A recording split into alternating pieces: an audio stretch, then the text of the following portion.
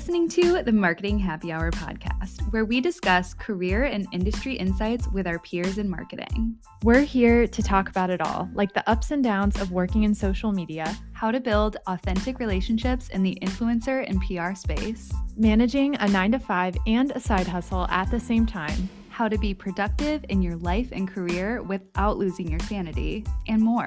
Ultimately, we're here to build a community with you because we're all trying to navigate the world of marketing together. Are you ready? Grab your favorite drink and join your hosts, Cassie and Erica, for this week's episode.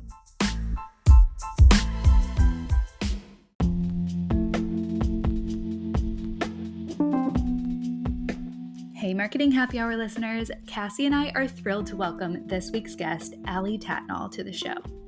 Allie is the VP of Accounts at Coffee & Clothes, a creative experience agency helping brands connect with fans through live events, digital experiences, and interactive merch. I've been following CNC for what feels like forever and actually had the opportunity to experience their pop-up coffee shop at New York City's Showfields in 2019. So it was a pretty cool moment to host Allie as a guest on Marketing Happy Hour this week. Allie has over 10 years of experience in experiential, social, and digital, and some of her notable clients include Hermes, Dolce & Gabbana, Athletic Greens, and Netflix. In this episode, Allie gives us a peek behind the curtain at what makes an impactful experiential campaign, how to determine when a brand should consider activating IRL with their consumer, why an agency partner is beneficial to the experiential campaign planning process, and more. Grab a pen and paper, your favorite drink, and listen in. Hi, Allie. How are you? Welcome to Marketing Happy Hour. Hi, it's so nice to meet both of you. I'm so thrilled to be here. This is a new kind of venture for me, so it feels fun. Well, welcome. Like I said, we are both huge fans of Coffee & Clothes. I remember very vaguely one of the first times I've ever experienced the brand, and it was a long time ago. So this is something the both of us have talked about having someone from your team on for a while, and so we're super stoked. So thank you for being here. But we have to kick off really quickly and ask you one of our favorite questions on the show. But Allie, what is in your glass either this afternoon, or what are you enjoying sipping on recently? Yeah, dig it. I love it when you ask this question. I am a multiple beverages gal. So I'm always like flinging my Stanley around somewhere. So I've got my ice water, and I live in the Bay Area in California. So I am a huge fan of Phil's, and would I work at Coffee & Clothes if I did not love coffee? So my favorite blend that they have is called Filtered Soul. I think it's a pretty big fan fave, but yeah, I take my coffee, cream and sugar, all of its glory, every single morning. It is the joy of the morning. Oh my gosh, could not agree with you more. I just have this is actually pretty funny. I have a Martinelli's sparkling cider here. And the story that goes along with that is my parents live in this neighborhood where they kind of have a bunch of activities for the residents. And they had a music trivia night, and we actually won. So that was in our little bag of goodies. So that's what I'm sipping on right now. But what about you, Cass? That is so funny. I love that. So this is kind of not unique for me. I feel like I always have probiotic driven things on my desk. But like you, Allie, I do have multiple beverages as always. I have a water and I have a Kavita probiotic refresher. I am a huge fan of those, but it's rare that I get them, but I'm excited to be sipping on this today. Oh my gosh, so fun. Well, Allie, just to echo Cassie, we are so excited that you're here today. I remember a couple of times in the past, I had been in contact with your team just about some of the previous roles that I'd been in. We were looking to work with an experiential team, and we didn't really know what that looked like. And you guys are very helpful in just telling us, what you offer and the things that make an experiential event really, really successful. So excited to chat with you today. Our listeners know that experiential marketing is one of my favorite things to talk about, so I'm especially excited to dive into today's chat. But first, could you just give us a peek into your background and how you landed in the role you have today? Absolutely. And again, thank you both, Cassie and Erica, for having me. I'm so excited to share. I won't share my whole life story, but I will give you a window into my career. Really, the punch list. I waited tables in college, which I feel like lots of people did, but I felt a little behind the curve when I graduated because a lot of my peers had already had internships, and I didn't get my first internship until, after I graduated. And when I went to college, I just was like stoked to go to college. I wasn't super keen on any one, subject, or I changed majors a few times. But something that I did know about myself is that I knew I liked people. I ended up studying sociology and Spanish. I liked to talk to them, and I knew I was creative, which I think sounds pretty general because you guys obviously get a lot of creatives on this podcast. But the way that I describe my creativity is I'm like a color, music, languages, cultures, patterns kind of person. I like the beauty of life. So I didn't know, of course, what that meant as a career, but I knew that's kind of the eyes that I had. And then I knew I liked fashion. So post-college, in my limited research, I was like, okay, cool. PR sounds fun. So I landed my first job, or my first internship rather, in 2012 in LA at a small PR agency. And I think my big takeaway with that first internship was figure out how to function in a professional space, because previously I'd just been in restaurants, and literally learn how to write an email. After that, I got the itch in my 20s to do a big move. I was ready for some growth. I'm from California. I'd lived in California my whole life outside of a few months of studying abroad. And I was like, let's go to New York. So cue New York in my 20s. The first thing I did when I got there was really similar to, my story in California. I was waiting tables and I got another PR internship, this time at a firm a little larger in downtown Manhattan. And then when that contract ended, I started applying for PR jobs. And I accepted what felt like my only hit, my only, job that I was offered, which was in the legal industry, which was a little familiar to me. My father's an attorney, and I think I always knew, back to the liking people and talking to them, I think I was strangely born with a little bit of a business mind. So it didn't seem like a very foreign territory to say yes to something like that. But right around that time, it was about 2014, I had said yes to this first true PR job. And I saw Misty Copeland's Under Armour "I Will What I Want" spot. I don't remember where, but I remember being so moved by that spot. I don't know if you guys have seen it or know what I'm talking about, but it is a little girl VOing a rejection letter that Misty had gotten from, some ballet school. And she is just tearing up the stage wherever they are. She's dancing in pointe and she's wearing Under Armour.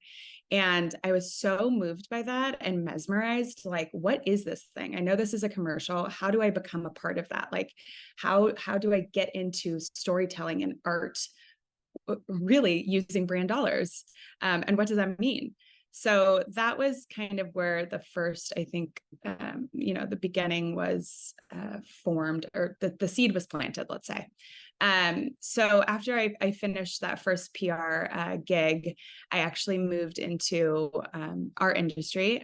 My first position was publisher side. I worked at Digiday, which was a really, really great position because I got the, bird's eye view from being on the trade side of how the industry functioned together, right? Like what an ad tech company is, what a MarTech company is, the difference between media and creative agencies. And I have to shout out to my DigiFam, because I got that job with truly not too much experience. And I think they saw just desire and heart in me. And I'm so thankful they gave me the chance to really start there.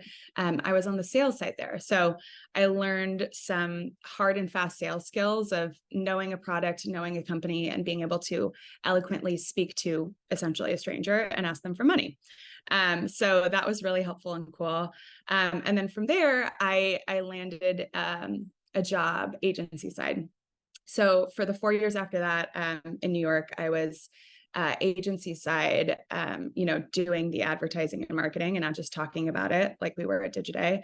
And I did everything from social influencer content. I worked for a large entity where we sold in athletes as media channels. I was on the pre-sale side, on the post-sale side, you name it. Like really, I got exposure in those 4 years to so many different sides of agency business. I'm wrapping up here, I promise. After that, this was right pre-pandemic. It was in my heart to move back to California, and so I went freelance.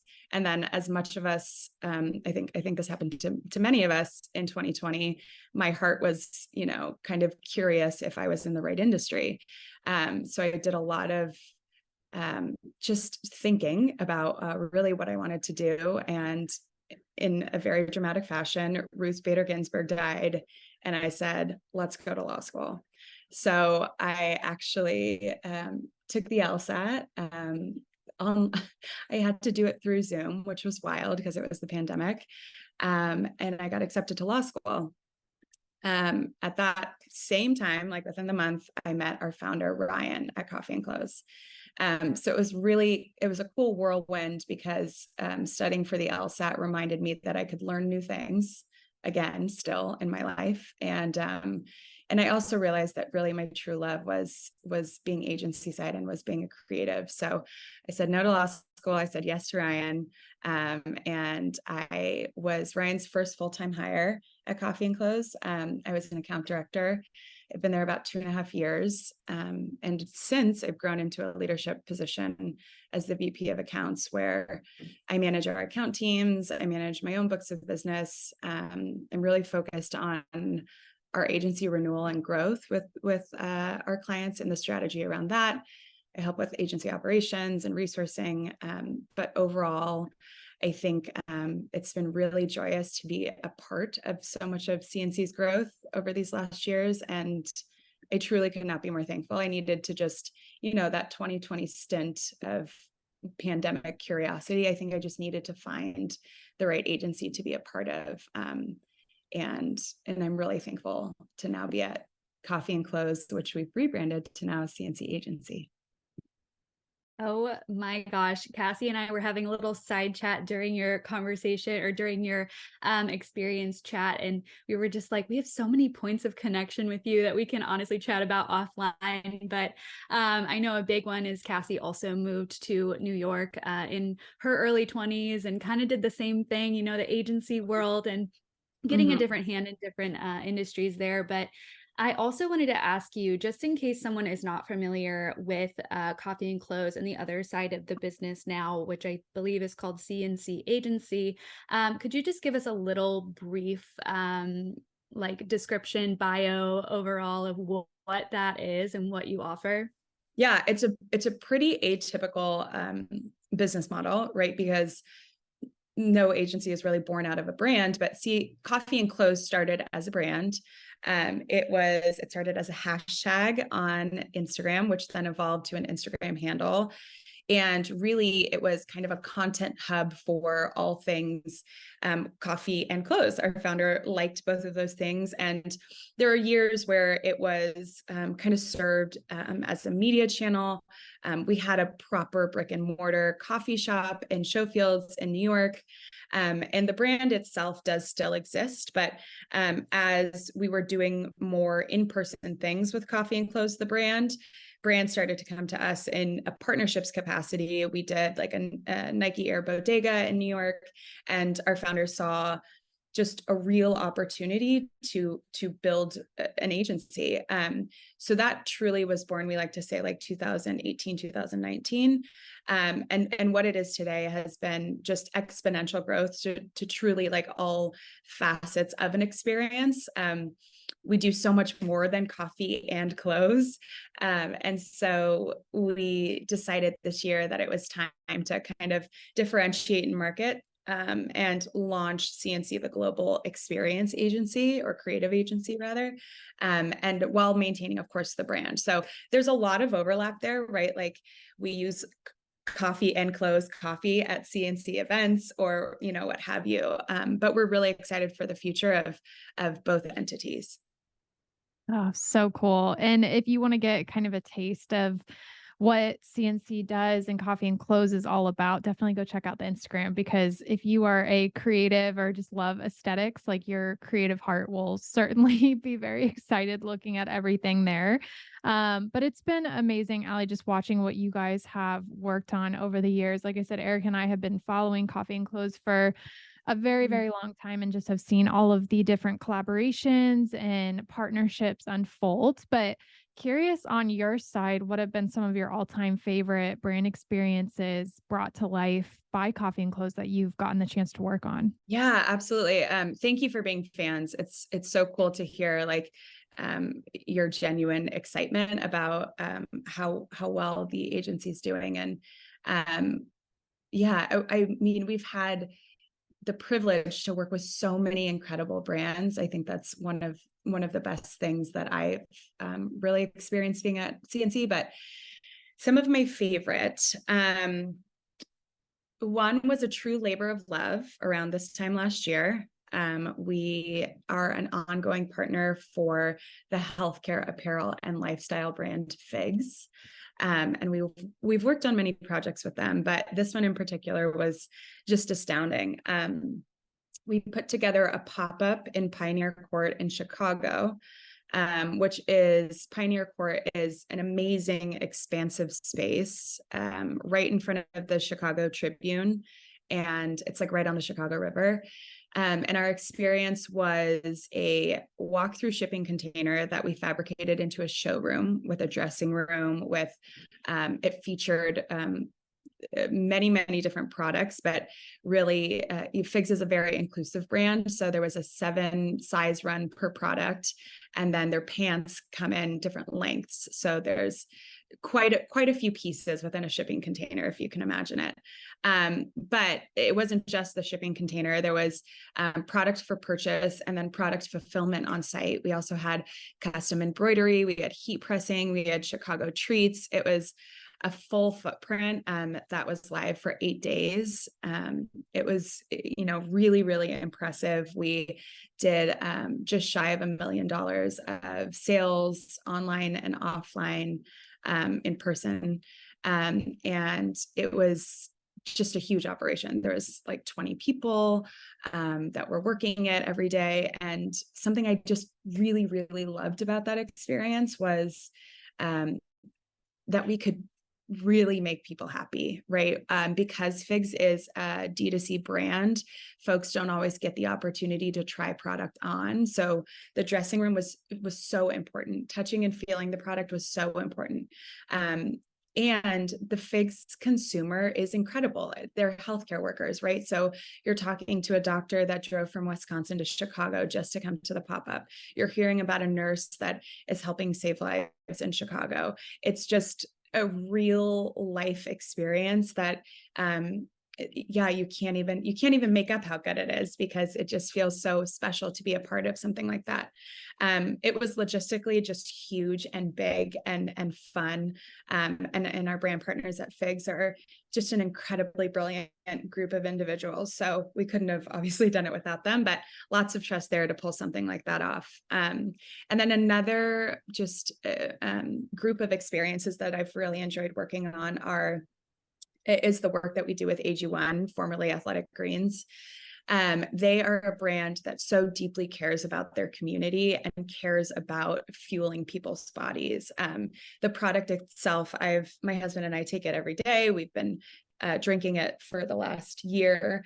And I can wholeheartely say I see the positive effects of the product. And so actually being a consumer myself, it has helped, of course, our team to know how to speak to people on the ground, how to educate folks about the brand, but also the brand itself does a lot of work within the marathon space, within the running community, which is such a niche, beautiful community who cares for each other, who cares for their bodies. So it's just kind of like good, honest work to be a part of. It's really like, positive on the grounds there.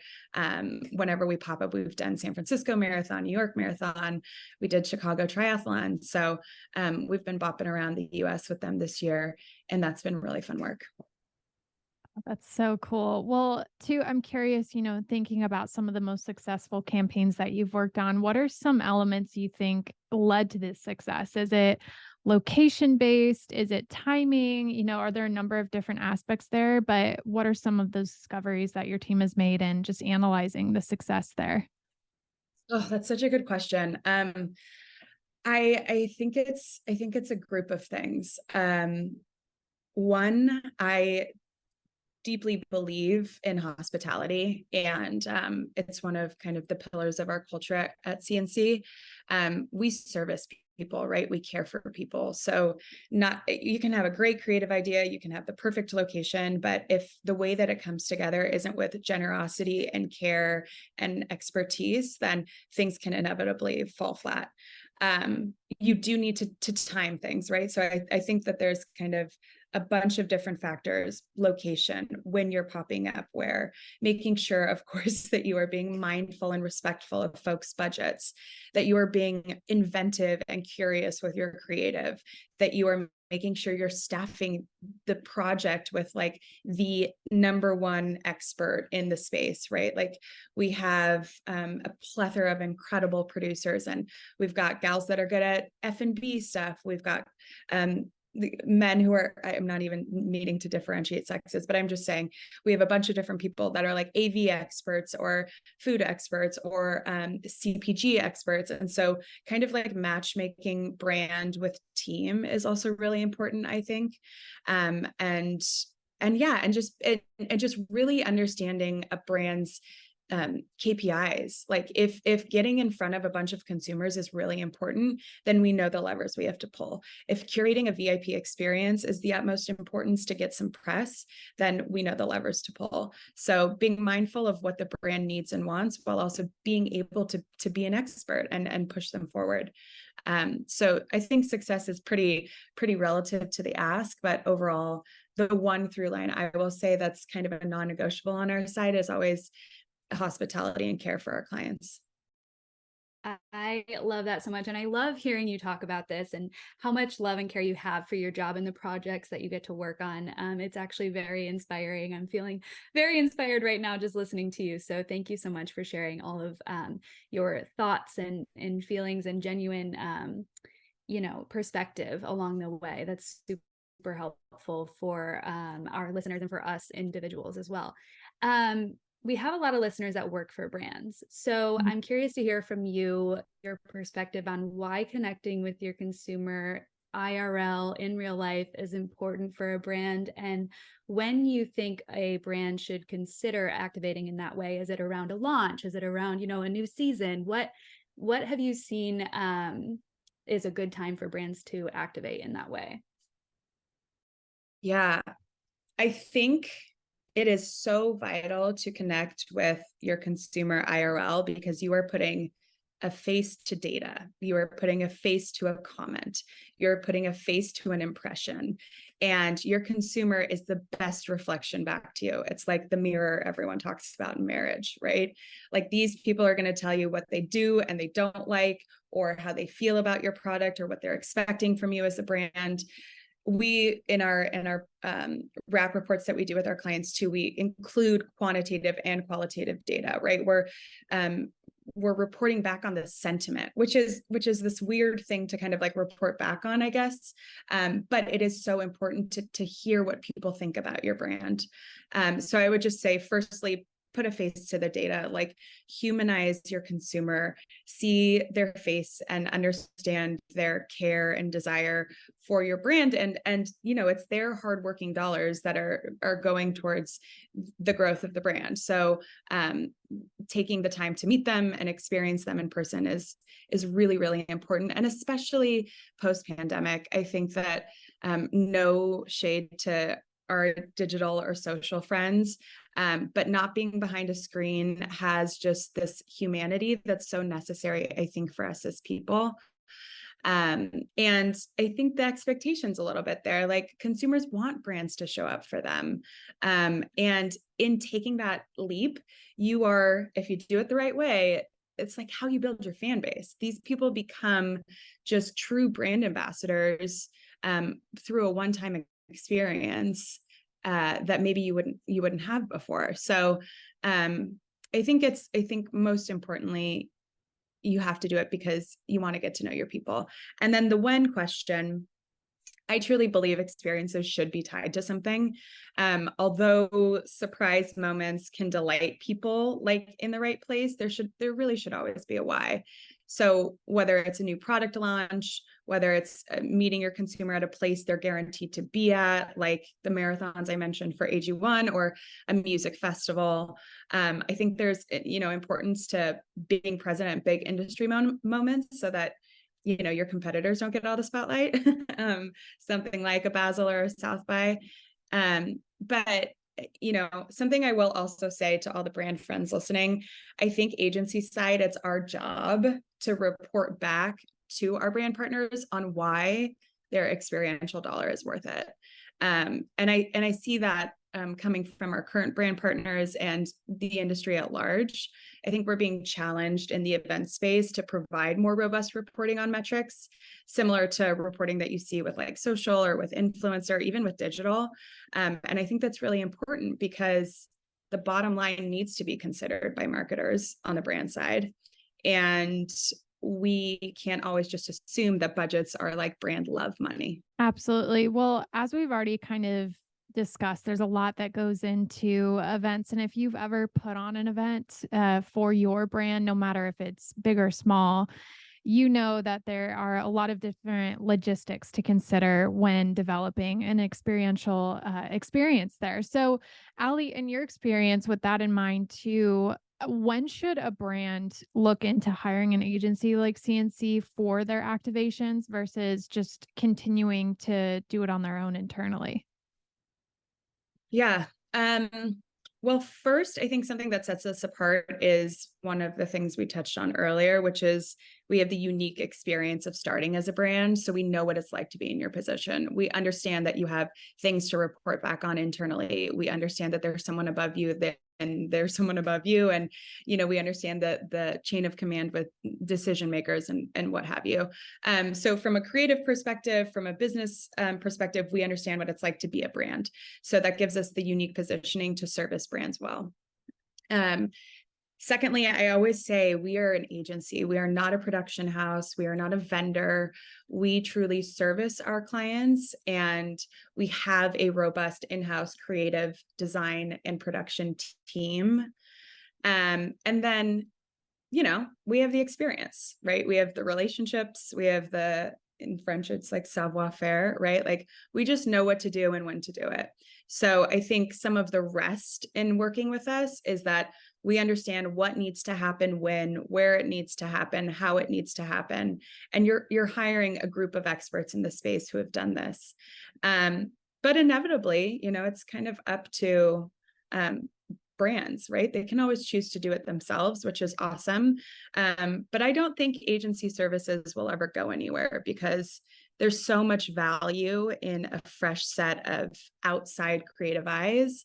And I think that we're seeing a lot of on brand side, I think that folks need the help, right? They need the resources. They need CNC is launching actually a new partnerships division next year that we're calling CNC Connect, where we're going to be essentially a concierge or a matchmaking service. I've said that twice now for brands. So, like a liquor brand comes to us and says that they want to launch an exclusive ice cream flavor with a local female-owned shop in New York City. And we basically bring the two together and launch the partnership on their behalf. So instead of their marketing team needing to be dedicated wholly to partnership development, like that's a service that we can provide as well. Oh my gosh, Ali, you are speaking my language. That's my favorite aspect of marketing is partnerships, relationships, and things like that. I'm sitting here going, can I have a job at coffee and clothes. But that's so funny. I love that so much. And I think a really key piece that you touched on is the experience that you guys already have doing this work, because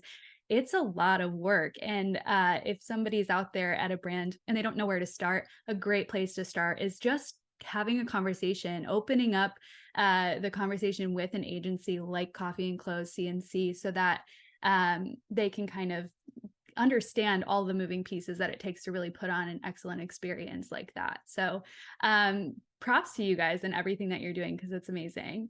But I just want to know, if you could boil it down to one piece of advice in planning consumer experiences, what would it be? I have a feeling you're going to say something about hospitality, relationships, but I just love it to hear it from you. Yeah, you're on the nose. I would say to make the moment or experience a memory and not a transaction. There is an incredible gentleman by the name of Will Giardia of 11 Madison Park, who has a really good book and a TED Talk about the ethos of this, right? You have to give people the right thing at the right time. And that takes hospitality. It takes being attentive, listening between the lines, if you will. And just being a generous, gracious person. In this TED Talk, he has an example of a table that came into 11 Madison Park, and he overheard them saying, like, the one thing they missed in their New York City experience was a hot dog. And so he ran outside, got a hot dog, brought it back to the table, and the table was just floored. He recounts that he could have comped the bill, he could have given them free champagne, but nothing would have delighted them the way that the hot dog did. So of course, like, every consumer experience isn't going to have that like epic kind of feel good moment necessarily, but I think it's the position that you work from, right? Having an intention to be generous and give people your best.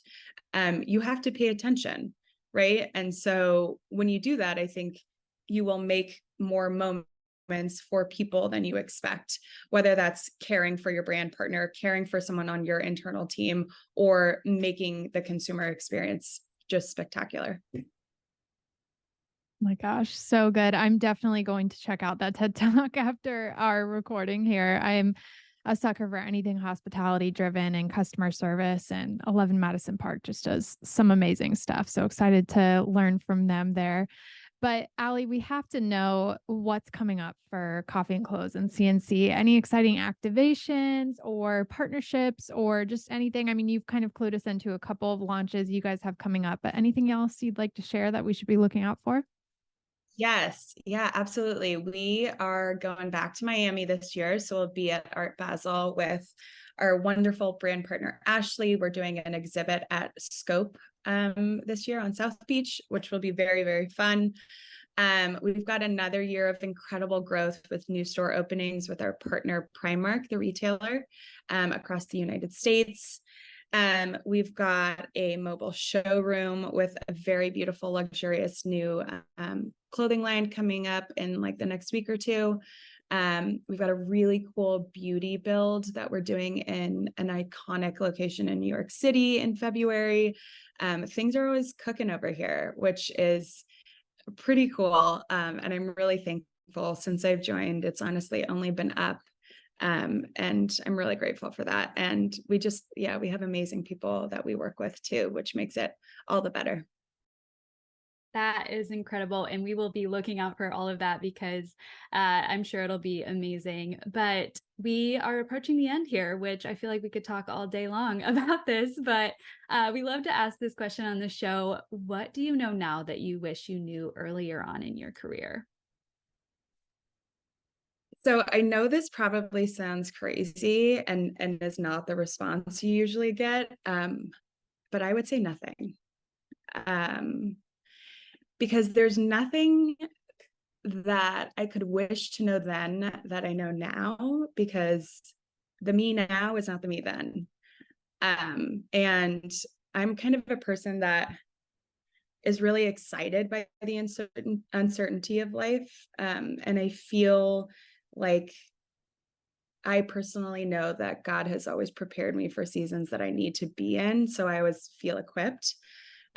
But I don't think that there's like a magic sauce. There's not really like one nugget of wisdom that propelled me, or one person I met that like I'm holding on to something that they said, because each kind of challenge or good part of my story has helped build my character and helped me to grow, really. I would say that the things that I know now that I want to make sure future Allie maintains would be kind of a lot of the stuff we're talking about, right? To be kind, to be generous, to be prepared. I think it's so important to be ambitious and be diligent, to be patient with yourself. Like, not everything's going to be an on fire kind of, moment in your career. There are times when there are lulls. There are times when you have to have hard conversations. There are times when you have to stand up for yourself. There's times when you hold your tongue and you let someone else shine. And I think that I kind of maintain some of these internal pillars of just assuming positive, attentive people, and don't be afraid to be different. So I don't think that there's something, to just round out the question, I don't think that there's something I wish I knew, but I'd hope that future Allie, throughout, my entire career into when I retire, that I always kind of maintain this poise, and I work hard, and I am curious, because I think some of those skills, more character, soft skills, what they ask you in interviews and whatnot, but those are the types of things that I truly believe will always propel you in your career. You have to learn some of the hard skills, of course, but the generosity of one's heart and the way that they work hard and maintain their work ethic will always open the right door and then lead you to the next. So good. I think those are traits that are absolutely timeless, to your point, and that we can carry on. And I typically don't like to timestamp these episodes, but we're recording at the end of 2023. And I know, at least for Erica and I, it was kind of challenging years separately for us. And so to hear that encouragement is so incredibly important. And thank you just for your honesty in that response. And I don't think we can hear that enough. So thank you for that. But Allie, as we close too, we would love to keep up with you and everything at CNC and Coffee and Clothes. So if you don't mind, can you share with us some of your social media accounts and places that we can stay connected with you and the brand? Yes, absolutely. I am a huge fan of LinkedIn. So I'm Allie Tatnall. In parentheses, my maiden last name is Lespierre, so you can find me there. And I love to post about the beautiful work that our team does. I always like to, highlight everyone else and make sure that it's a community of, everyone's getting the spotlight. So would love for you guys to follow along there. Thank you, Allie. This has been such a treat. Absolutely. It's been my pleasure. It's so great to talk with both of you. And I'm so thankful that you guys have this podcast and this space for people to be honest and talk from their hearts and their experiences, and bring their POVs to one succinct place. And I hope this touches the right ears, and I'm always open for a LinkedIn message or happy to help anyone however I can.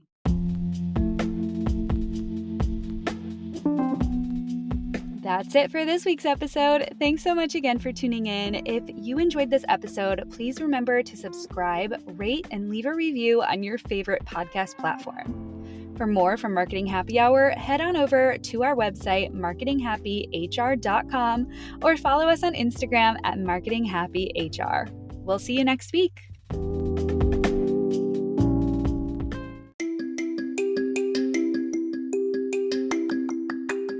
We are so excited to share that our first ever free Marketing Happy Hour digital resource is now available.